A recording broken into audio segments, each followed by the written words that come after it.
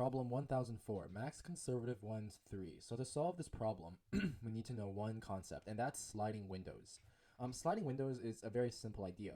It's the idea that given an array like 1, 2, 3, 4, 5, 6, we always maintain some sort of window that we slide over the array. And it's worth noting that this window does not have to be static in length.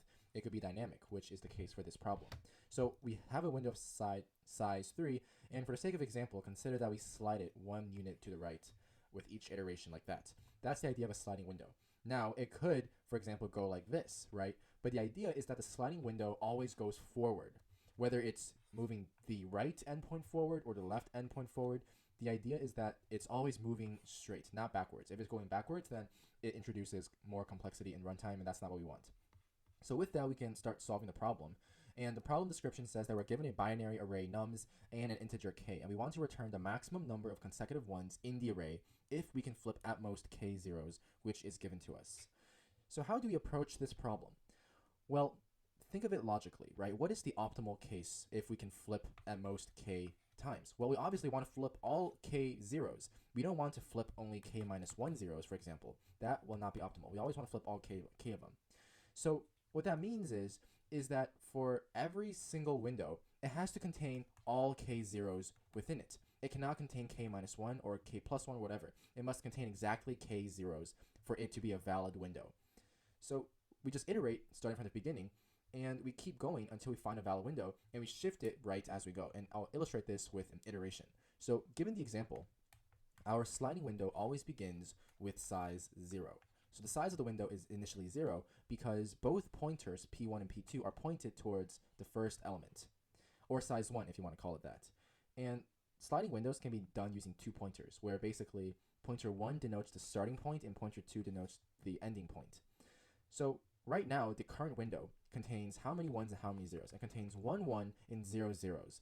And we want to have 2 zeros within our window. Therefore, we must shift the right endpoint P2 so that we can include more zeros. So we move P2 to the right by 1. Obviously, that's 2 1s and 0 0s. So let's move it again. Let's move it again because now we have 3 1s. This gives us 3 1s and 1 0. We want 2 zeros in our window. So shift it to the right one more time. So this is our position right now, P1 and P2, where we have 3 1s and 2 zeros. This is a valid window, right? Because it contains all k zeros. So what is the length of this window? It's 5. And we have a local variable, let's call it m, that stores the current max, or the current maximum string of 1s. And we always initialize it to be -1, or it could be 0. But basically, let's call it -1. So if the current length of the window is greater than m, then we update it accordingly. So 5 is greater than -1. That looks like a 2, so -1. So this then becomes m is equal to 5. Let's keep going. If we move P2, right? If we move P2 to the right by 1 more value, what happens? Well, what happens is that the window now spans all the way to here, and we now have 3 zeros, and that's not right because we can only have at most 2. So therefore, we have to move pointer 1. We have to move pointer 1 until we can get rid of a pre-existing 0. Remember, a fundamental concept of sliding windows is that we only move forward. Therefore, move P1. We cannot move P2. P1 comes here, that's a 1. P1 comes here, that's still a 1. P1 is a 0. Now we're talking. We can move P1 right one more position to get rid of this extra 0, so that now the window is only that big. It contains the 2 zeros right here. And with that, we now have another valid window, where in this case, we have 0 1s and 2 zeros. Obviously, the window size now is going to be 2. 2 is less than 5, so we don't update anything. Since we always want to move rightwards, we have to expand the window so that it contains more values. So move P2 to the right. P2 comes here. Well, we still have 2 zeros. We can keep going until we include all the 1s because it's not going to contribute zeros. And as long as we're not contributing zeros, we have a valid window. So keep moving right, keep moving right, keep moving right until pointer 2 is right here. And our window spans a length of 6. If a length of 6 is greater than 5, therefore m is equal to 6, and therefore you have your final result. And you can obviously, at this point, move P2 to the right one more time, and then move P1 right by one unit, so that we are now at this window. But that window is also length 6, and that is not greater than 6.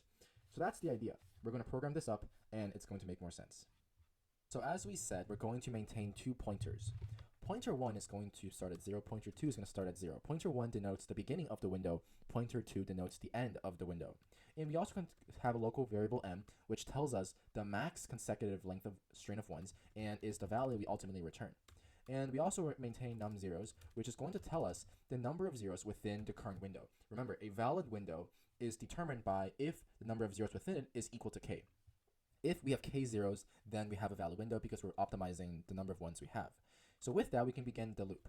While p1 is less than the length of nums and p2 is less than the length of nums, it means that the 2 pointers are within the bounds of the array and we can iterate within the array. And what we do is that if nums of p2 is equal to 0, then num zeros obviously gets incremented by 1. And once it gets incremented by 1, it means that we have to check if number of zeros is equal to k, because we have to see if the window is valid. If we have too many zeros, it's not a valid window, and we have to get rid of the extra zeros. We do that by moving p1. So while num zeros is greater than k, we simply check if nums of p1 is equal to 0, then we do num zeros decrement by 1, and we always increment p1 by 1. So remember, a while loop contains a boolean. A piece of redundancy is that sometimes you use an if statement, and then within the if statement, you use another while loop. What you can sometimes do is include the if condition with the while condition, which in this case matches up perfectly, right? When num zeros is greater than k, it means we have extra zeros that we have to remove, so we do that. And you always want to keep your code concise and clean, so making yourself really optimize on what you write in terms of code will go a long way in allowing you to think, cleanly in a very organized manner and to basically expedite the coding process. But beyond that, what this basically is saying is if nums of p1 is equal to 0, then obviously we are going to increment p1 regardless, so we obviously have to remove 1 from num zeros. In the event the value at p1 for nums is 1, then we do nothing. We're not removing any zeros, but we have to remove zeros, but we still have to move the position, so we just do p1 plus equal to 1. And with that, this basically makes sure that our window is valid. And if it is valid, then we simply update the max. The max is going to be the max of the current max with p2 minus p1 plus 1, which is the length of the window. And p2 gets incremented by 1 so that the window is always growing. So in essence, this grows the window, right? It increases the size of the window. This makes sure that the window is a valid window. And for every valid window we have, we make sure that we update the max accordingly. And we always move forward. Notice it's always plus equal to 1. There's no minus here. This makes sure that we're not doing redundant calculations, and this makes sure that we are in O of n. So with that, we can just run it, and it should pass everything, which it does. So let's submit. And there we go. That's the solution.